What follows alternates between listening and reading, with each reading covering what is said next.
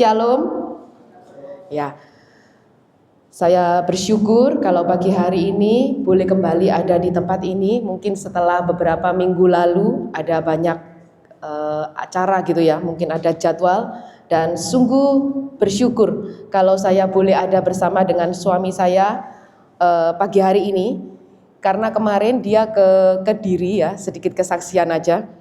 Terus di jalan waktu pulang ke Surabaya dia bilang dia itu seperti kena tidur sesaat gitu loh di jalan.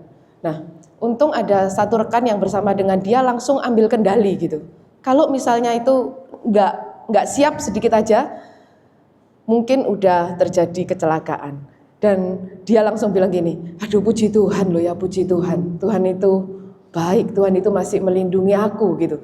Saya katakan berarti ada rencana Tuhan yang masih belum tergenapi di dalam hidupnya ya, melalui hidup dia. Dan saya percaya di saat momen itu saudara, ketika nyawa kita itu di ujung tanduk gitu, ketika nyawa kita itu sepertinya mau melayang, apakah saudara masih ingat sama aset-aset yang kita punya? Atau masih ingat sama impian-impian yang belum kita capai?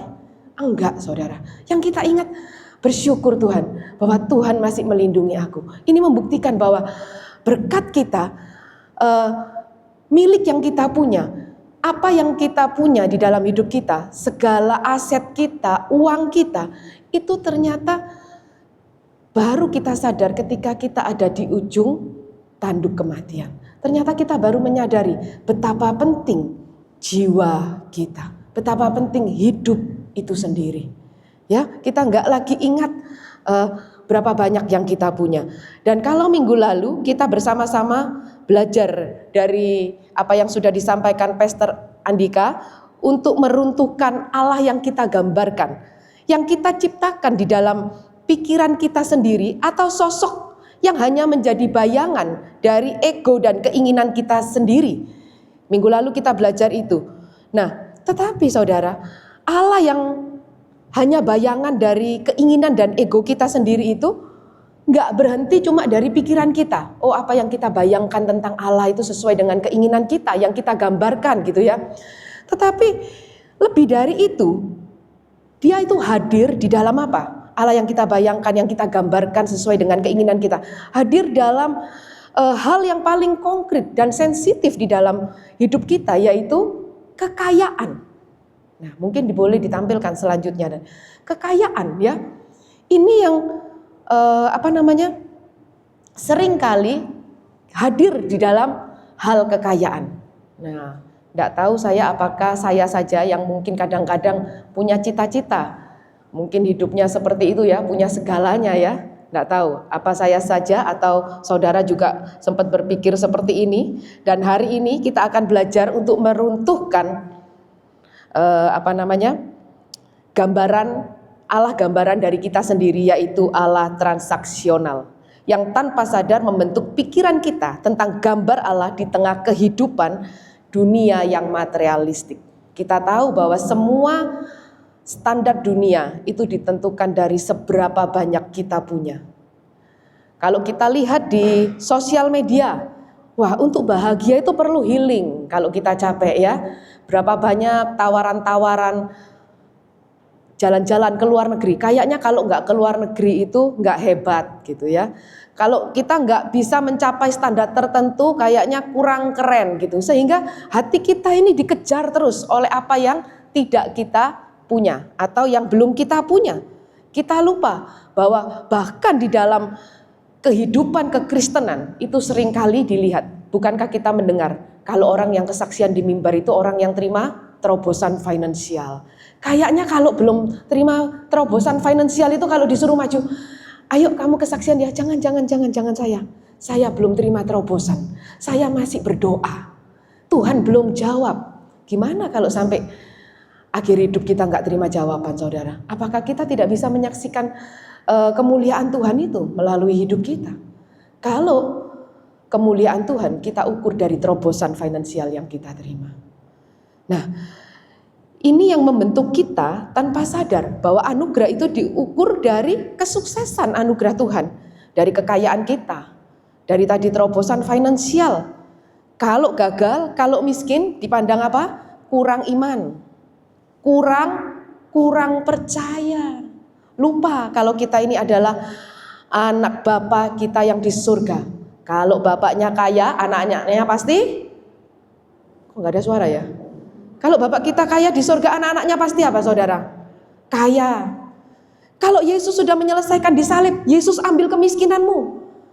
Yang lebih lagi, yang kita lupa, Yesus itu kaya, rela jadi miskin supaya kita jadi amin ya.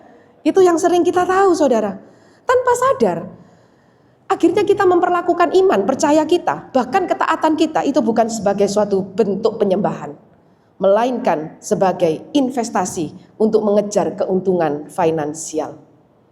Kita terjebak dalam kebohongan bahwa apa? Bahwa Allah itu adalah alat untuk membuat kita hidup dalam segala kesuksesan, dalam segala kenyamanan.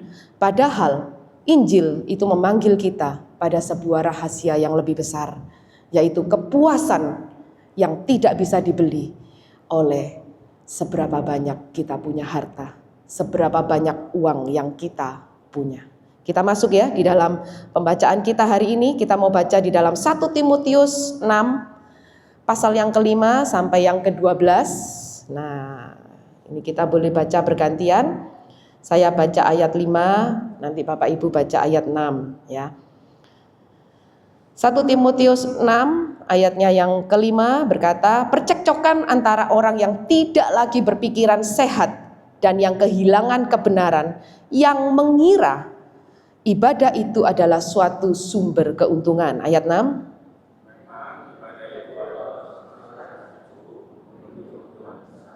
Sebab kita tidak membawa sesuatu apa ke dalam dunia, dan kita pun tidak dapat membawa apa-apa keluar.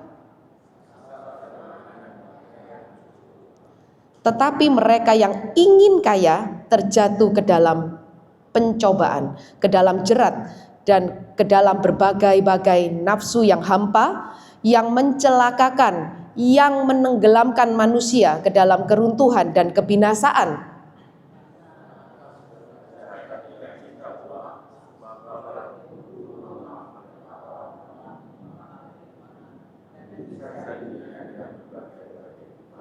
Tetapi engkau, hai manusia Allah, jauhilah semuanya itu. Kejarlah keadilan, ibadah, kesetiaan, kasih, kesabaran, dan kelembutan. Sama-sama kita katakan ayat 12, 2, 3. Bertandinglah dalam iman yang benar dan rebutlah hidup yang kekal. Untuk itulah engkau dipanggil dan telah engkau ikrarkan ikrar yang benar di hadapan banyak saksi. Amin. Berbahagialah setiap kita yang mendengar kebenaran firman Tuhan. Nah, ketika kita membaca ini, agar kita tidak terjebak dalam Allah transaksional tadi, kita mau belajar ya ciri-ciri pandangan tentang Allah dan kekayaanku pagi hari ini ya. Di 1 Timotius tadi yang kita baca, Rasul Paulus itu mengingatkan betapa pentingnya untuk kita itu berpegang pada pengajaran yang benar. Pengajaran yang benar itu apa? Tadi dikatakan perkataan Tuhan Yesus sendiri. Pengajaran yang sehat. Sehingga pengajaran itu, perkataan Tuhan Yesus itulah yang menjaga hati dan pikiran kita. Supaya kita itu tidak kehilangan kebenaran. Sebab di ayat 5 Paulus mengatakan apa? Orang-orang yang tidak berpikiran sehat, yang kehilangan kebenaran itu mengira apa? Mengira bahwa ibadah, kalau di terjemahan NIV itu tulisannya godliness ya, atau kalau di terjemahan LAI yang kedua itu tulisannya bukan terjemahnya bukan ibadah melainkan kesalehan. Jadi ibadah kita, kesalehan kita, ketaatan kita itu kalau sudah hilang, kita nggak punya itu, maka tidak heran akan terjadi percekcokan. Ada banyak orang yang mengira. Nah, mengira itu kalau misalnya kita taat, kalau kita ibadah, itu adalah suatu sumber keuntungan. Nah, sebenarnya ibadah atau kesalehan seharusnya bukan menjadi alat bertransaksi dengan Tuhan demi keuntungan pribadi, melainkan jalan bagi kita untuk tetap hidup dalam kebenaran firman-Nya. Lanjut nanti. Ya, kita mau belajar. Ternyata di dalam ciri-ciri pandangan Allah dan kekayaan ini, itu memiliki spirit legalisme yang materialistik. Boleh lanjut aja? Ya, lanjut lagi. Yang pertama kita bisa melihat bahwa ada orang yang berpandangan bahwa apa? Perkenanan Allah itu berarti keamanan finansialku. Pandangan ini menjadikan apa? Menjadikan pemberian Allah itu lebih penting daripada Allah itu sendiri. Ini yang sering kita tahu, bahwa kalau kaya itu berarti dikenan Allah. Kalau miskin berarti kurang dikenan. Kurang perkenanannya kurang, ya. Nah, ini juga sering kayaknya, oh ya ini benar. Ada ayat di Yohanes 10:10 ya, ini dites. Nanti kalau yang bisa meneruskan, nanti katanya Pastor Gayus boleh makan di Excelso di bawah ya. Yohanes 10 ayat 10, biasanya apa? Dikatakan, kalau iblis datang untuk mencuri, membinasakan, tetapi aku datang untuk memberikanmu hidup. Hidupnya apa?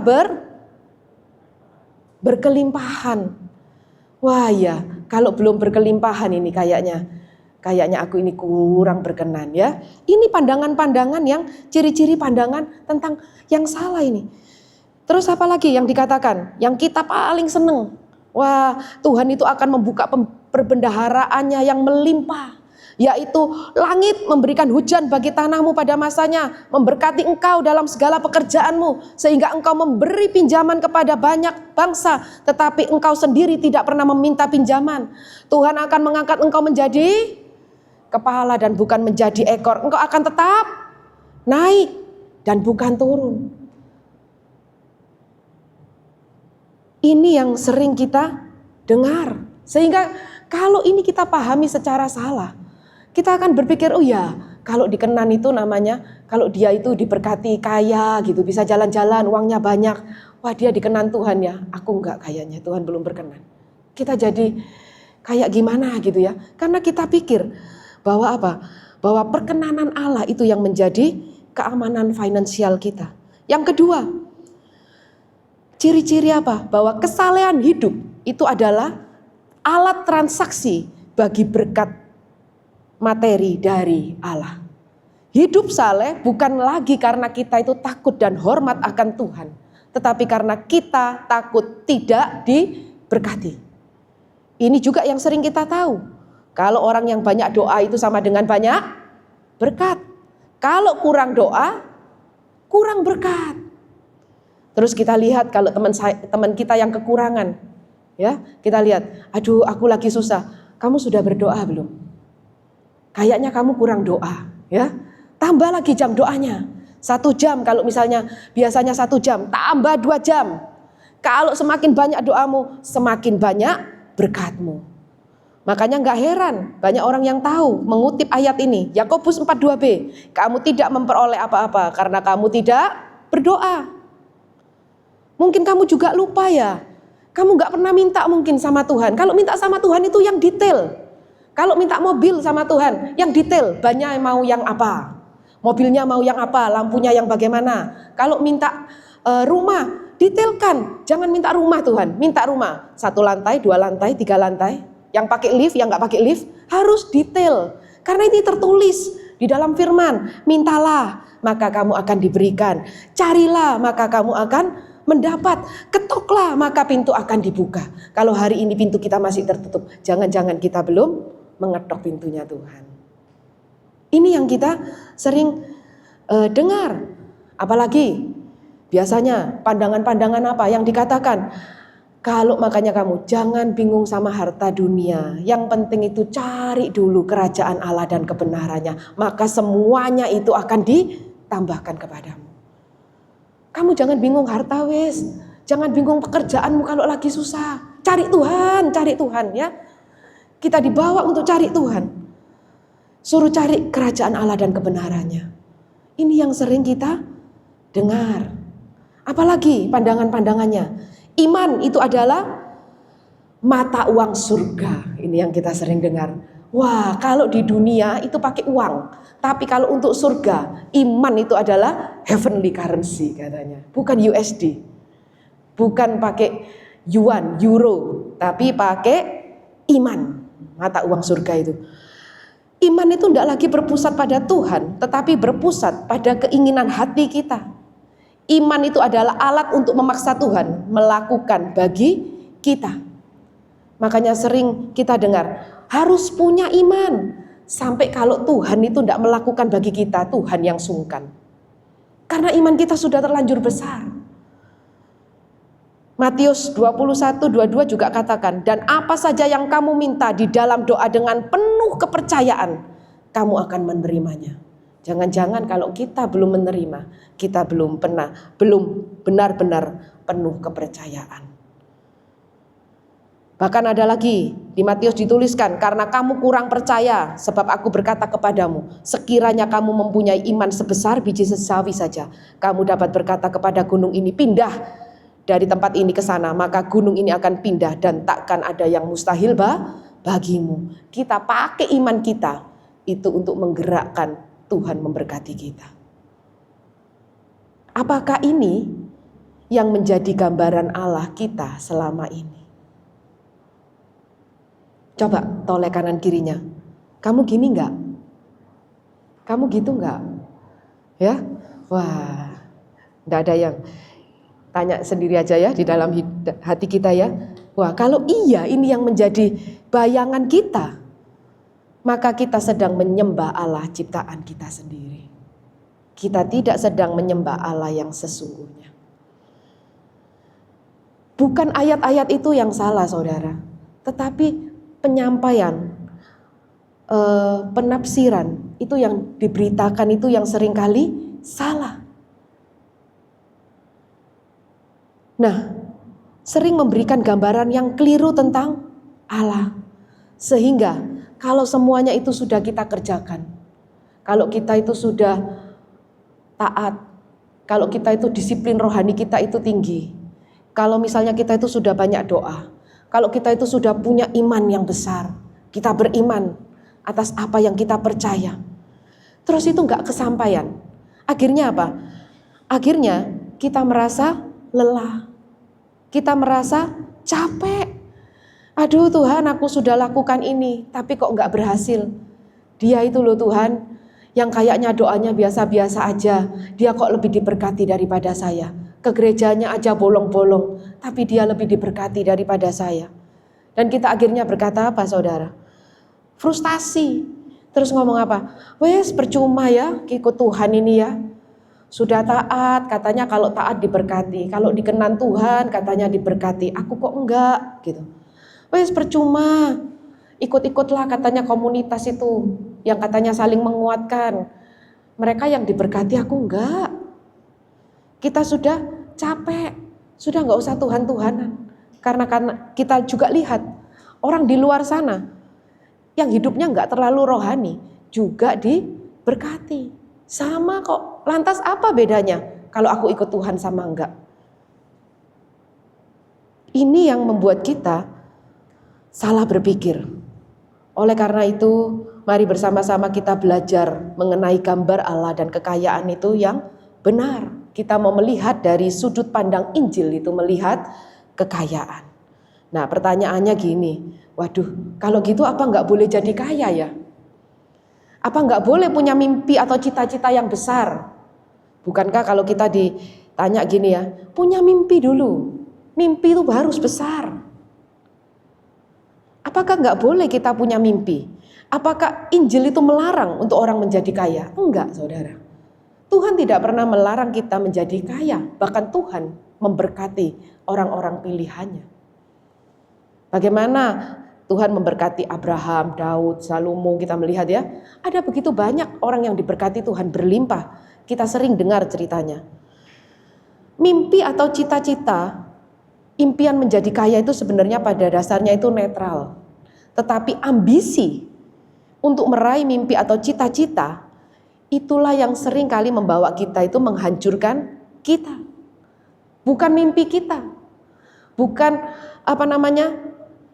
cita-cita kita, tetapi ambisi untuk meraih itu yang sering kali membuat kita menjadi hancur. Kekayaan itu juga netral, tetapi keinginan menjadi kaya itulah yang membawa kita jatuh ke dalam pencobaan. Terus membawa kita kepada kehampaan. Tidak akan ada pernah kita itu merasa puas Kalau kita sudah mencapai angka misalnya gini, aku punya cita-cita, wes nggak usah banyak-banyak dalam hidup. Yang penting aku punya 100 juta aja. Aku kayaknya sudah aman lah hidupku ini. Ketika kita sudah punya 100 juta saudara, pasti kita akan pengen lebih. Waduh, kalau 100 juta nggak bisa ya. Mau jalan-jalan ya, untuk mau ke sana kalau tiap bulan atau 3 bulan sekali nggak bisa. Sedangkan kita lihat orang lain sebentar terbang gitu ya.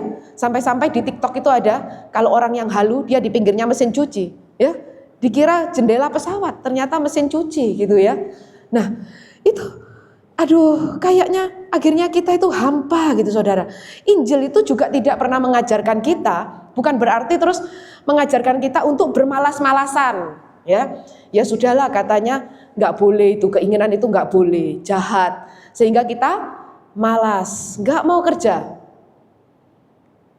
Ya udahlah santai, pasrah ya. Terus kalau dikasih tahu, kamu kok nggak kerja aja?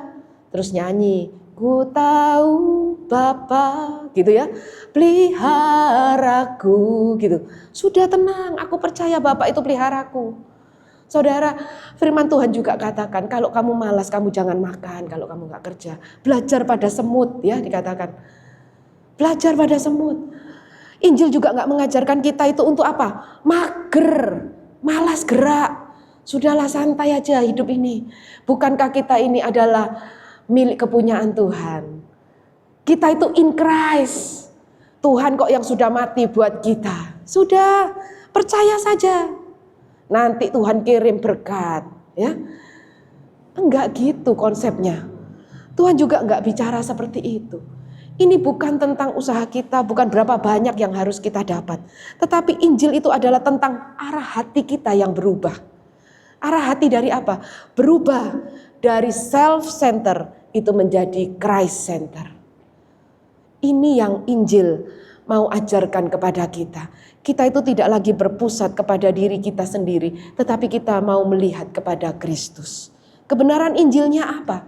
Arah hati apa yang Tuhan ingin ubah di dalam hidup kita? Untuk kita belajar ada kecukupan di dalam Kristus. Yang pertama yang ingin kita belajar.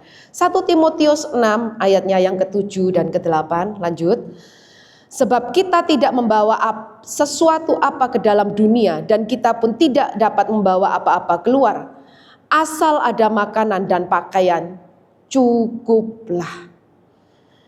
Ini diingatkan oleh Rasul Paulus supaya kita itu mengingat bahwa waktu kita datang ke dalam dunia itu kita nggak bawa apa-apa.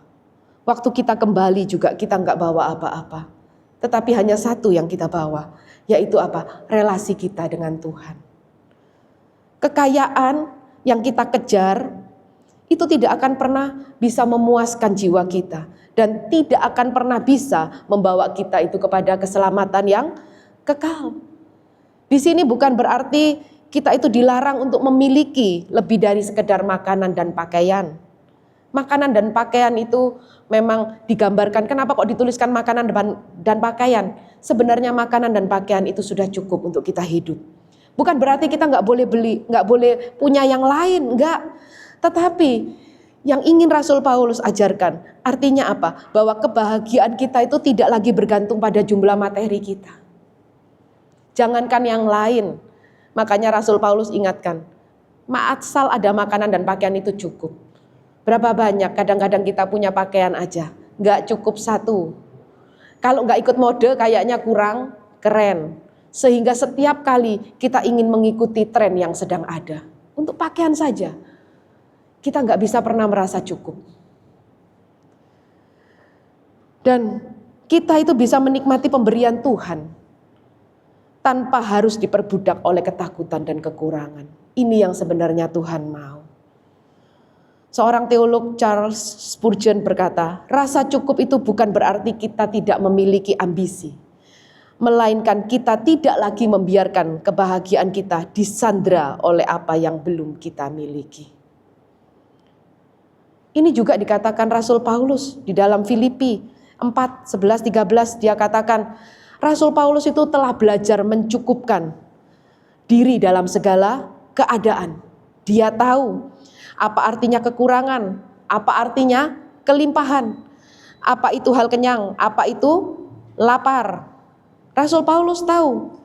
Dan dia berkata bahwa segala perkara dapat dia tanggung di dalam Dia yang telah memberi kekuatan. Kita itu merasa cukup bukan karena kita punya segalanya, akan tetapi karena Kristus adalah segalanya. Dan yang kedua, arah hati kita untuk mengerti bahwa uang itu adalah untuk hidup, bukan hidup untuk uang. 1 Timotius 6:9-10 dikatakan, tetapi mereka yang ingin kaya terjatuh ke dalam berbagai pencobaan, ke dalam jerat, ke dalam berbagai-bagai nafsu yang hampa, yang mencelakakan, yang menenggelamkan manusia ke dalam keruntuhan dan kebinasaan. Karena akar segala kejahatan, dikatakan, ialah cinta uang. Akar segala kejahatan itu adalah cinta uang. Sebab oleh memburu uanglah beberapa orang telah menyimpang dari iman dan menyiksa diri dengan berbagai-bagai duka. Baru saja kemarin, hari Kamis kemarin, fresh from the oven ini, ketika saya mempersiapkan sharing ini, saya itu kena tipu, saudara. Bukan saya sebenarnya, itu teman. Jadi gini, ada teman saya, dia itu share di grup bahwa gini, ada anjing dua anjing kecil, lucu gitu saudara, di-share di grup. Dia bilang, mau nggak anjing ini? Orangnya itu mau melahirkan, ya. Ini nggak bisa jaga anjingnya lagi. Jadi kalau ada yang mau, orangnya ini cuma minta diganti aja sama beras dan minyak sembahyang.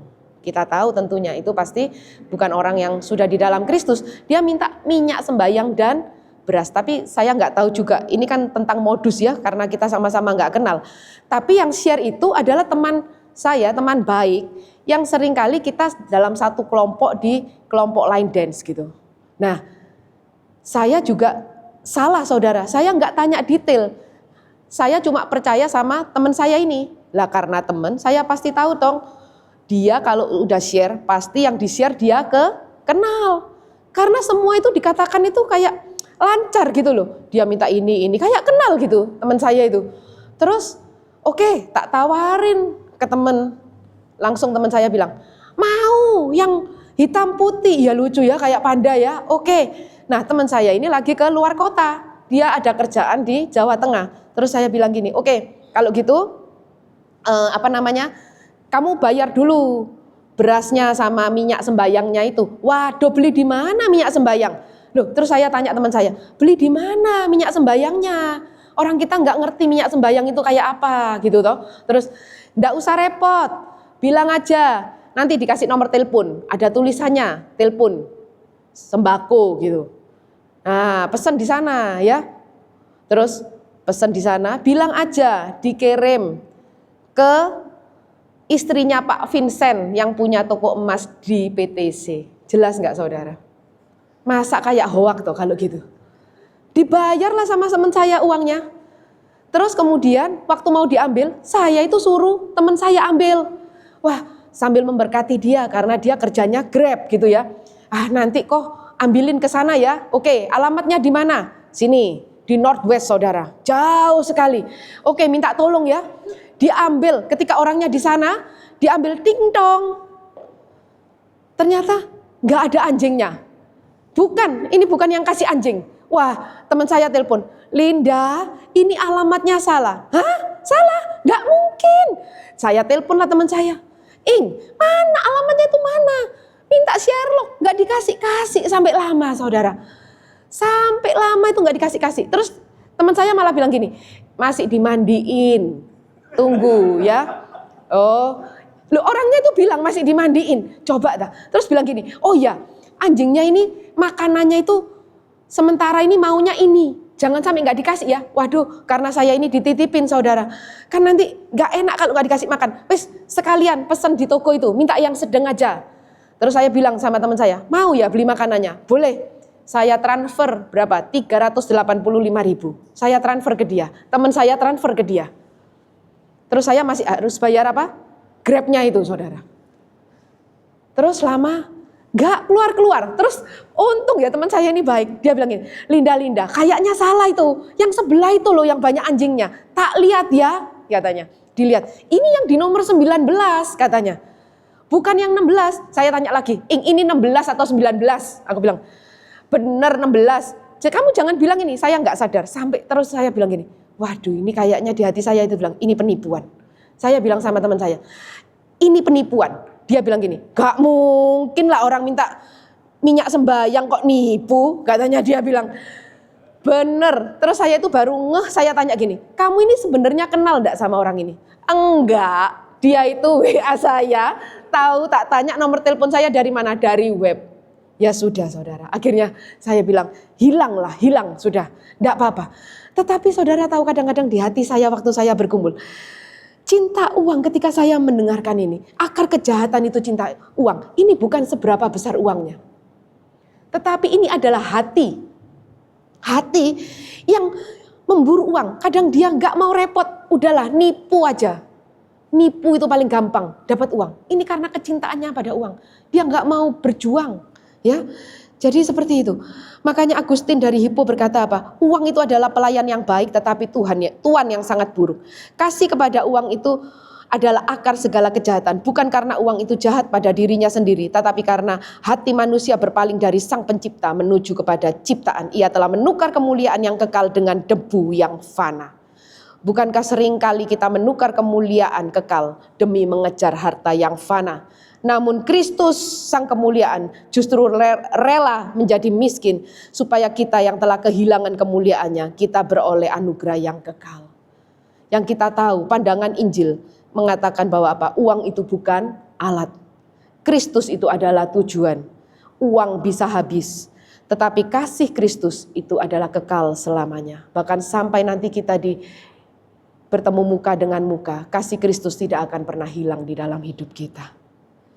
Pertanyaan reflektif bagi setiap kita, kalau hari ini Tuhan mengambil semua fasilitas dan harta yang dari hidup kita, apakah kita boleh berkata, Kristus cukup bagiku? Atau jangan-jangan yang kita cintai selama ini bukanlah sang pemberi, melainkan pemberiannya. Ini boleh kita renungkan. Terus kita tanya, terus gimana ya solusi Injilnya gitu? Solusinya gimana? Injil itu mengoreksi hati kita. Kalau kita itu kadang-kadang sudah terlanjur punya gambaran yang salah tentang Allah ini, bahwa Allah itu hanyalah sarana untuk mendapat kekayaan. 1 Timotius 6:11-12 berkata, tetapi engkau hai manusia Allah, jauhilah semuanya itu, kejarlah keadilan, ibadah, kesetiaan, kasih, kesabaran dan kelembutan. Bertandinglah dalam pertandingan iman yang benar dan rebutlah iman hidup yang kekal. Untuk itulah engkau telah dipanggil dan telah engkau ikrarkan ikrar yang benar di hadapan banyak saksi. Yang pertama-tama Paulus tidak langsung memberikan kepada kita sebuah perintah, tetapi melainkan mengingatkan bahwa hidup kita sudah bukan milik kita lagi. Dia memanggil kita apa? Hai manusia Allah.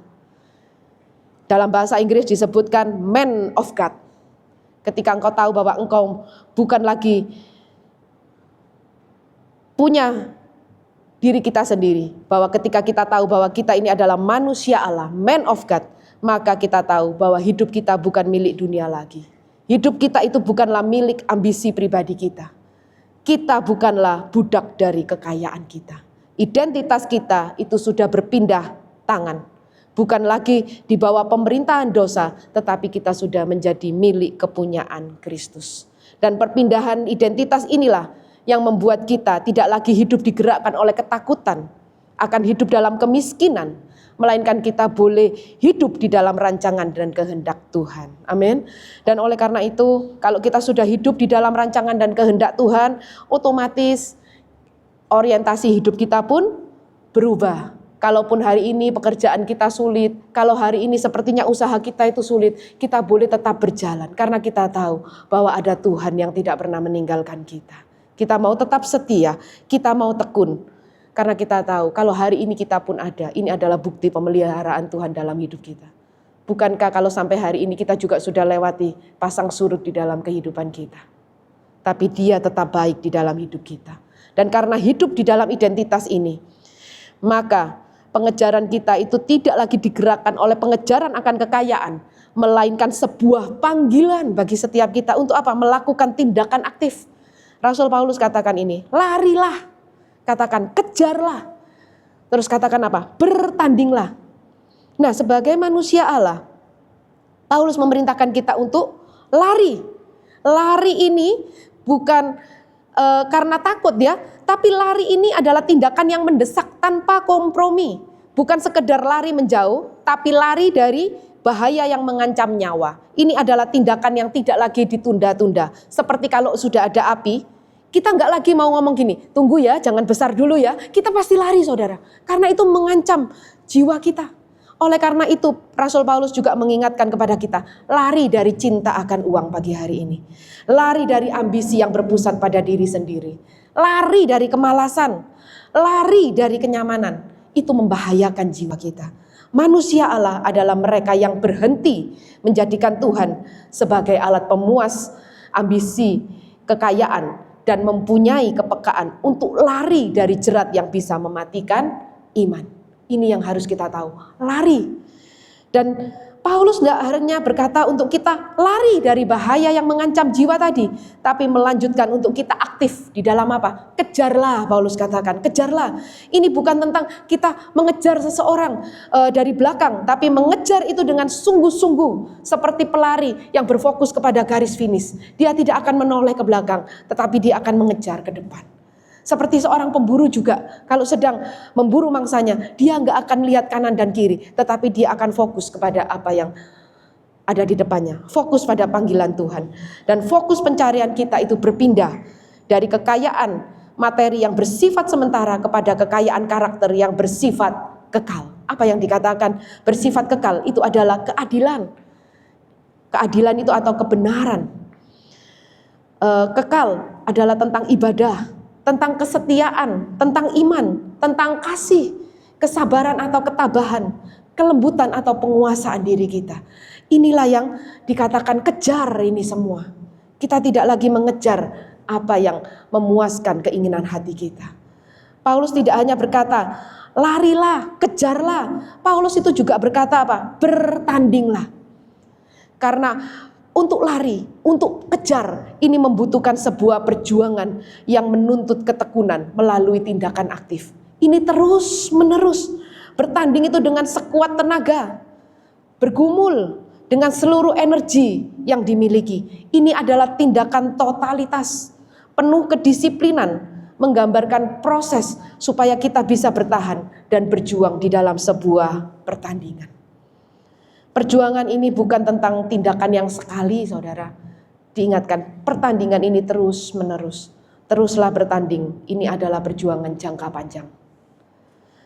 Tidak hanya hari ini. Dan menjadi manusia Allah bukan hanya sekedar lari dari yang jahat dan mengejar apa yang baik, tetapi juga tentang bertahan di dalam gelanggang iman.